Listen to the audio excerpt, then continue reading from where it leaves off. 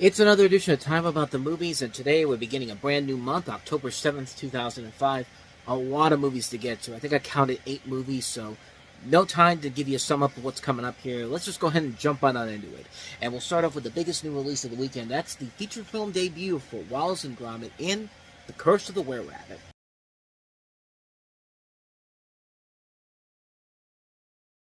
See, that was back in the day when we didn't treat the G-rating like it was a fucking pariah like we do today. But, Wallace and Gromit, The Curse of the Were-Rabbit, the second feature film from Aardman Animation, but the first to feature the signature characters from Aardman Animation, in a parody of classic monster movies and Hammer horror films that also serves as part of the Wallace and Gromit series, in which you have a good-natured yet eccentric cheese-loving inventor Wallace, once again played by Peter Sallis, and his intelligent, quiet dog named Gromit, who only speaks through his emotions. In their latest venture as pest control agents, they come to the rescue of a town plagued by rabbits before the annual giant vegetable competition.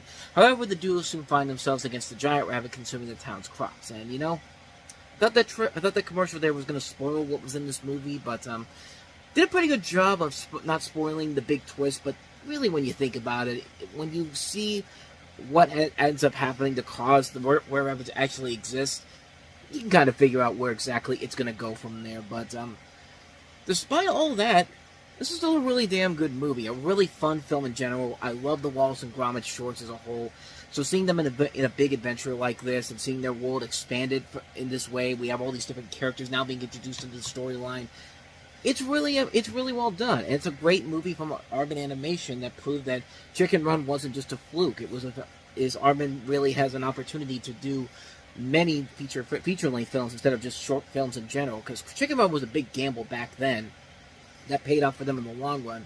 But this film in particular, what's interesting about this movie in general is that the film actually was a flop here in the U.S. I mean, it wasn't, okay, I take that back, it wasn't like a flop, but it definitely underperformed considering what DreamWorks Animation movies were making at that time. They actually made more money overseas, but then again, I think a couple things come into play in this case. One, I don't think Wallace and Gromit here in the U.S. was as well known as it is overseas. I mean, most people kind of know who they are here in the U.S. They've been on Cartoon Network a couple times in the 90s and the 2000s, Disney Channel as well. But here in the U.S., I don't think Wallace and Gromit have that same kind of love that they do overseas. Kind of like with Doraemon in general. Well, like, Doraemon has a little bit of a smaller fan base compared to anywhere else in the world, because Doraemon's a very popular character, and Wallace and Gromit and Doraemon are kind of similar in that pathway. And another thing that I think kind of showed with this movie in particular is the fact that most stop-motion movies don't usually do very well here in the U.S. No matter what time of the year you put them out, they really do not become big blockbuster hits.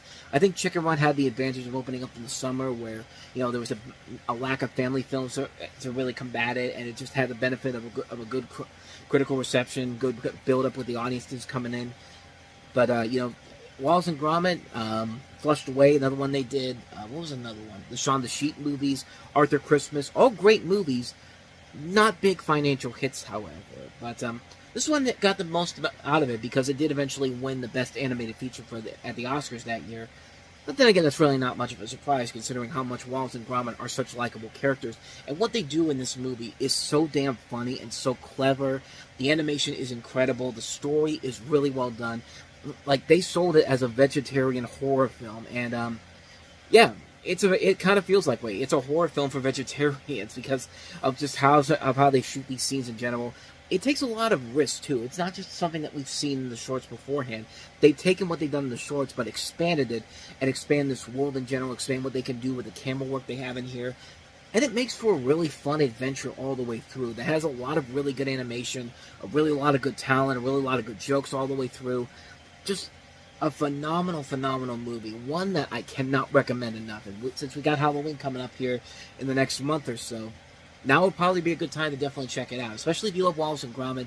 If you have not seen this movie, you should definitely check this movie out. And as of the time of recording this, we're getting another sequel coming out this year exclusively to Netflix. But see if that turns out to be any good. Hey, they're bringing back the Penguin from the wrong trousers, so my interest is definitely piqued. And it'll be the first Wallace and Gromit adventure since Peter Sallis passed away. But, not much more to say about this one. It's a great movie. Wallace and Gromit, The Curse of the Were-Rabbit. So, Let's go ahead and move on to our next movie. We have a lot of underrated movies that came out this weekend, and here's one of the first of many of them. Cameron Diaz and Toni Collette, along with Shirley MacLaine and Curtis Hanson's In Her Shoes.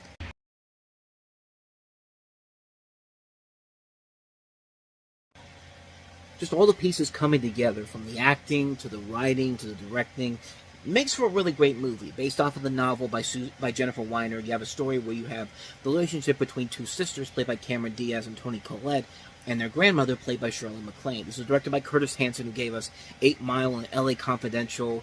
Great movies in general. This is also written by Suzanne Grant, who's written a ton of good movies as well. It's a movie that I don't think got the proper respect it deserved. I mean, it did okay numbers at the box office, but has largely been forgotten since then. And it's kind of a shame, because this is a really good movie that definitely is much different than the bombastic movies that Hanson had made beforehand with, LA Confidential and 8 Mile.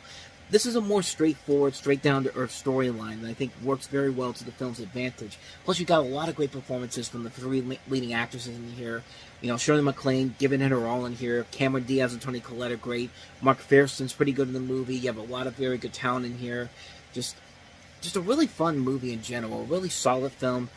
Nice balance of comedy and drama thrown in here. It's a really, really good movie that doesn't get the proper respect it deserves, but it is definitely a very simplistic, nicely put together film. And yeah, a really great underrated film from Curtis Hanson, and especially with the people involved in it, I definitely recommend it. Definitely check out In Her Shoes. Speaking of good underrated films, here's another one. This is Matthew McConaughey, Al Pacino, and Rene Russo in Two for the Money.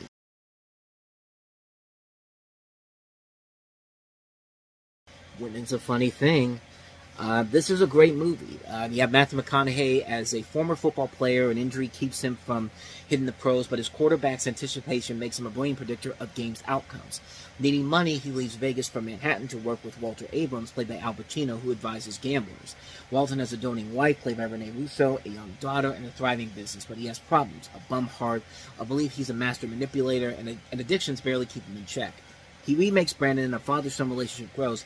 Then things go awry. Walter may be running a con. The odds against Brandon mount. This is directed by DJ Caruso, who has directed a lot of movies that we talked about before. Some films that were not that great early on, The Salton Sea and Taking Lives. But starting with this movie, he began to turn it around a little bit. He directed some pretty good movies after this point, with this and then Disturbia, Eagle Eye, I Am Number 4. And then kind of slowed back down again after that with some really lackluster films in general. But this is a really good movie. This is a very underrated film. Like I said, it features Matthew McConaughey and Al Pacino working off each other so well. Rene Russo, I think this was one of her first movies she did after so many years away. I think the last movie I saw her in before this was Lethal Weapon 4. She probably was in some other things too, but I think that's the last thing I remember her being in. But you also have Armand Assante in here, Jeremy Piven, channeling his inner Ari Gold in here. It's a really good movie, a really engaging film, a really sleek, stylish-looking film that kind of got a bad rap from most critics back in the day, but it's actually a really good movie. It's a really engaging film where you have two titans of different generations, Al Pacino and Matthew McConaughey, showing what they can do as really good actors in general, and they play off each other so well in here. It's a really good movie, and one I definitely recommend checking out. A criminally underrated film, Two for the Money. So with that said, let's go ahead and move on to our next movie here. One of the big surprise hits of the weekend, and that is The Gospel.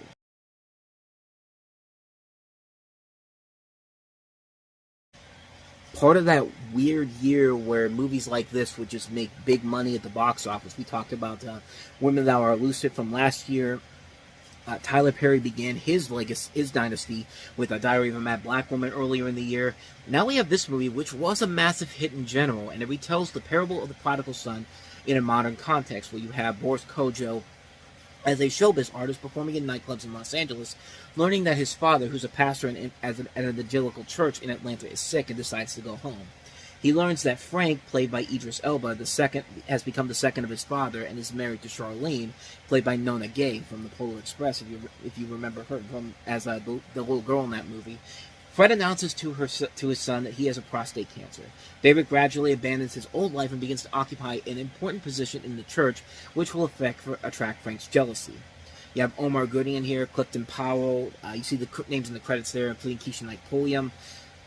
I've never seen this movie, so I can't really say if it's any good or not, but it was one of those movies when it first came out. It was one of those big surprises that kind of came out of nowhere and kind of showed that, you know, these church groups who go to these movies, they usually will help make a movie like this become the success that it is, because this thing only cost $4 million and managed to bring in $7 million on its opening weekend, which doesn't seem like a whole lot, but for a small movie like this, I mean, it's impressive that this movie made as much money as it did. It ended up making about almost 4 times its original budget. So there you go. I mean, it just goes to show you that this was one of those movies that showed that, these type of movies can do very well with the church groups that they usually get for these people to come together, and it kind of led to studios to really focus on not just church groups in general, but groups in general. Because at the end of these trailers, you're going to start to see things like, for group tickets, call so and so and so and so. Like, I remember seeing that for like Transformers and all that other stuff, all these other blockbusters that started using that, putting that in there. But yeah, it's a interesting thing that happened in this movie. I can't really say if it's any good or not, but give it credit for what it helped to launch overall, not just these movies becoming successful, but the idea of group ticket sales becoming more of a thing. So there you go. So with all that said, let's go ahead and go back to some movies that I have seen. More great underrated little films. Ryan Reynolds, Anna Faris, and Dane Cook, and Justin Long in the very funny comedy Waiting.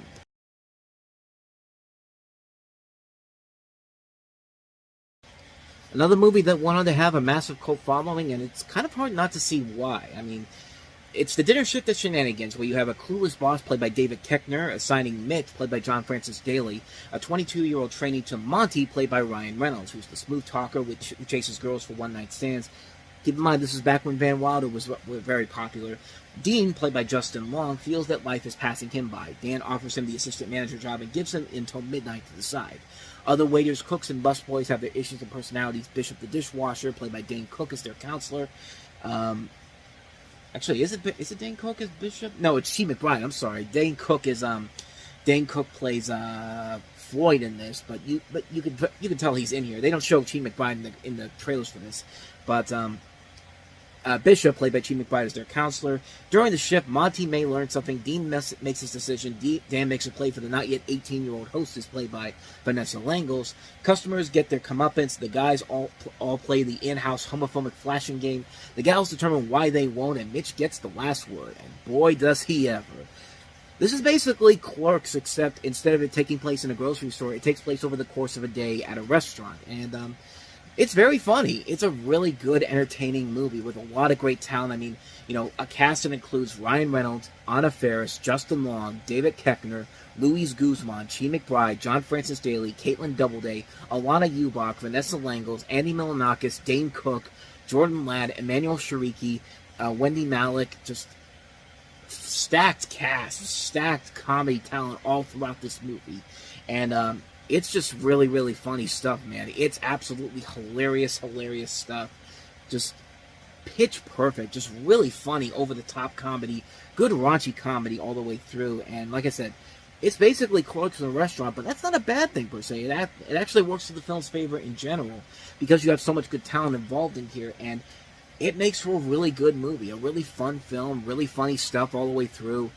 It's a really good raunchy movie, and one that I highly recommend checking out. If you like stuff like Clerks, you like stuff like American Pie, if you like a lot of these raunchy comedies, these great raunchy comedies, this is definitely one that definitely deserves a lot more attention, and it has gotten the attention that it deserves. It has gone on to have that cult following, even had a direct-to-video sequel, which I'll be the first to tell you was not that great, which doesn't really surprise me with a direct-to-video sequel to Waiting, but this is a really good movie. This is one I do recommend checking out. It's definitely worth a watch, So let's get to some indie movies, and so we have a couple of really good ones in this particular segment here. Let's start off with the best of the bunch, and that is Good Night and Good Luck.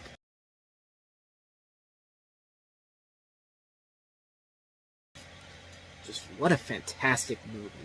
Last time I talked to you guys, on the last show, I said that this was George Clooney's directorial debut. I was wrong. Confessions of a Dangerous Mind, which is another great movie of his, was back in 2002, but this is probably his overall magnum opus as a director. The story portrays the conflict between veteran journalist Edward R. Murrow, played by David Strathairn. Great character actor. This is easily his best role in general. I mean, he just channels Moreau in this. And U.S. Senator Joseph McCarthy of Wisconsin, especially relating to the anti-communist senator's actions with the Senate Permit Subcommittee hearings on investigations. And a very topical movie, even by today's standards. I mean, now it's even more topical than ever, focusing on the theme of media responsibility and also addressing what occurs when U.S. journalism often offers voices of dissent from government policy. The movie takes its title literally from the line that Morrow routinely signed off his broadcast on, and it's just such an incredible movie, man. From the camera work, the visuals, the black and white sepia tone ideas, just incredible stuff. The cast is fantastic. You know, like I said, Strathian, pitch perfect. You got Patricia Clarkson in here, George Clooney, Jeff Daniels, Robert Downey Jr., one of his 2 great movies coming out this month. Frank Langella, always going to be a terrific actor. Just an incredible movie. Like I said, has a lot of weight even in today's world in general, and just still holds up after all these years. It's just like, it's an amazing film, and one I cannot recommend enough. Definitely check this movie out. It's definitely one of the best movies of the year. Definitely one of the best movies of recent memory. One that definitely holds up a lot of weight in today's world, even back then, is compared to. Let me rephrase that. A lot of what's in this movie still holds up in today's world than it did nearly 20 years ago. It's a masterpiece, man. One that I don't usually talk about enough, but what a great movie, man. Good night and good luck. I can't recommend it enough, so definitely check this one out. So with that said, let's go ahead and move on to our next movie, and that is Kevin Bacon and Colin Firth and Alison Lohman in Where the Truth Lies.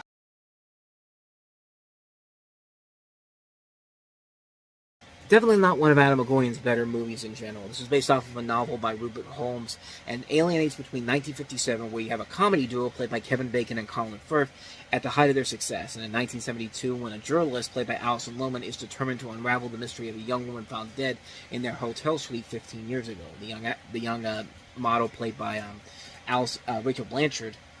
And yeah, like I said, Adam McGowan's made some good movies in the past. We've talked about some of his movies on the show. Exotica's a really good one. But this is definitely one of his lesser ones. I mean, this is a film that really is not that good of a movie. Even with Colin Firth and Kevin Bacon, given that they're all as well as Alison Lohman, it has an interesting mystery to it, but unfortunately, it doesn't have enough there to really carry the load. And it's one, unfortunately, you can kind of figure out what's going to happen when it's all said and done. I mean, there's no real shock to the mystery whatsoever. And when they get to the reveal, it's just like, that's it? That's all you got for us on that front? And it's just like, I don't know. I kind of expected a lot more with the talent on board here, not just with the actors, but the writer and director as well. Just not in this one, unfortunately. So, unfortunately, that's a skip on Where the Truth Lies. So, let's go back to some good stuff here to wrap the show up here. Let's talk about The Squid and the Whale.